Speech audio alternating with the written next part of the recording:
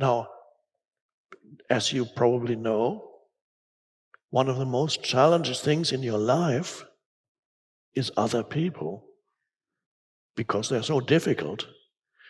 People are so challenging. And for many people, one of their greatest sources of suffering or unhappiness, strangely enough, is other people. Sometimes, of course, it might be a situation, but it's usually every situation is associated with certain people. But of course, another source of unhappiness, of course, could be your physical body, which might become ill. That's a different matter. But yes, people are difficult. It's not surprising that Jean-Paul Sartre, the French philosopher, said, hell is other people. That's the ego talking, of course. Life could be so much nicer with all these dreadful people around. And of course, these are judgments. These are judgments of the mind. And the moment you encounter another human being, the moment you meet another human being, if you are trapped in the conditioned mind, you will very quickly have things to say about him or her. And the moment you have thought arising, you're imposing judgment, you can't really experience that human being anymore. And so that happens all the time when people meet others. But what would it be if I could meet another human being and just look into his or her eyes without making it too obvious? Even in ordinary situations, you go to a restaurant, you go to a shop, you buy something, you pay for it. There's a brief interaction with the person you give the money to. And in that, are you able to just look at this person for a few seconds while the transaction happens and be free of thinking? And there's suddenly a connection. There's no need to make it obvious. You don't go like,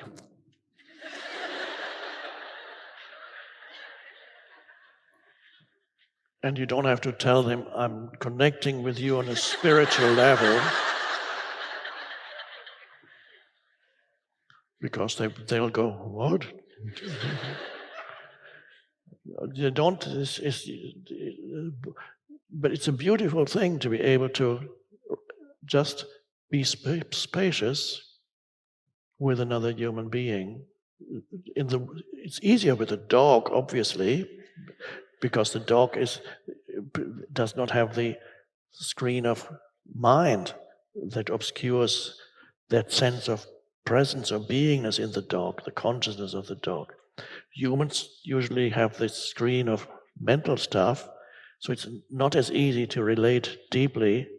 You have to penetrate the level of mind, which sometimes is not all that pleasant either. It's like can be very difficult conditioning of this personality. Some personalities are very difficult or might be aggressive or whatever. But it's looking at another human being and just like this, no thought. And it's always pleasant. It's a pleasant, suddenly you sense a connection and it's pleasant. But don't try that too soon. Start with a tree.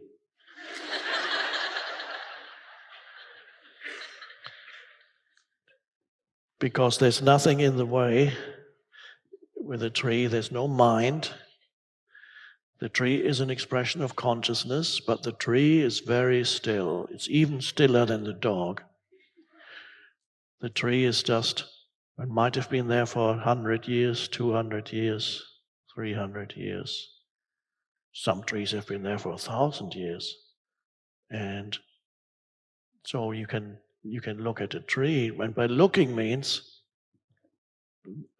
we'll do more of that after the break, but just when you look at something, you give it your attention, and there's a tree. And you give it your complete attention. Just look at the totality of it, and then occasionally you look at little details. Just be with it and the totality of the tree without needing to impose any thought on it. You don't need to call it anything. You don't need to know the name in order to experience the tree. You don't need to know the name of the tree. Fine, there's nothing wrong with knowing the name of the tree. But the name of the tree can, if you're too attached to the name of the tree, can prevent you from experiencing the tree. And that is a very common thing, how the moment you name something, you think that's it. And then you don't realize there is a depth to that which the name obscures. The spiritual teacher Krishnamurti said to somebody, the moment you teach a child the name of the bird, he or she will never see that bird again. Slight exaggeration, of course he'll see that bird again, but what he means is the child will lose the deeper connectedness with the bird because the label, the mental label, will be in the way, and the child will mistake the mental label for it. And so the mental label keeps you trapped on the surface of reality. And so very knowledgeable people, and there's nothing wrong with knowledge, but people are very knowledgeable about nature, sometimes are so trapped in their knowledge, all they know is mental stuff about things. So they know a lot about the tree, but they never know the tree. You have two kinds of knowing. One is conceptual knowing through labels, and one is a deeper knowing through immediate perception, through awareness. And then you sense something deeper in the tree that can never be known through conceptual knowledge. You connect with the tree in a deeper level, it becomes almost what I'm saying now. Conventionally, one would say this is a mystical thing to say, or it's a poetic thing to say, but there's a reality behind this. And if that dimension is missing from your life, you run around the surface of reality, never connecting with anything or anybody really deeply, never sensing your connectedness with other life forms, nature, animals, humans.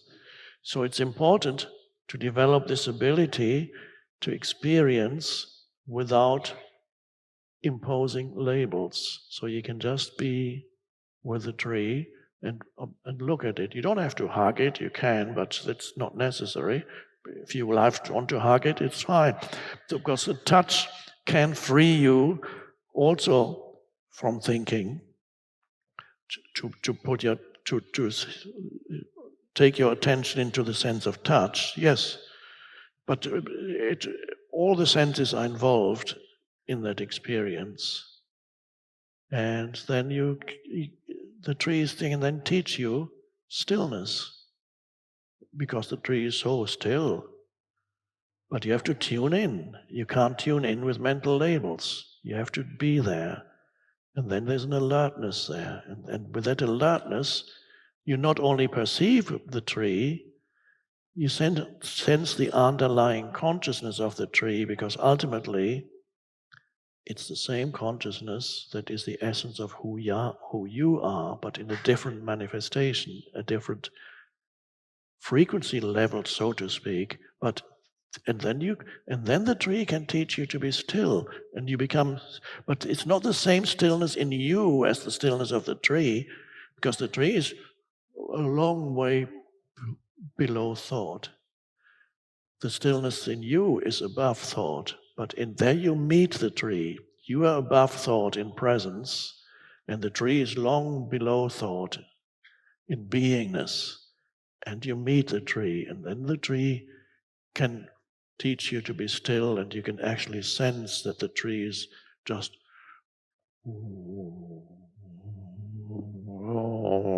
that's the tree. The tree would be saying Om if it could speak, or continuously, because that's the rootedness of the tree is not only rooted in the soil, The tree is rooted in being, and beingness, the source of life. It hasn't come out that far yet. So it just is.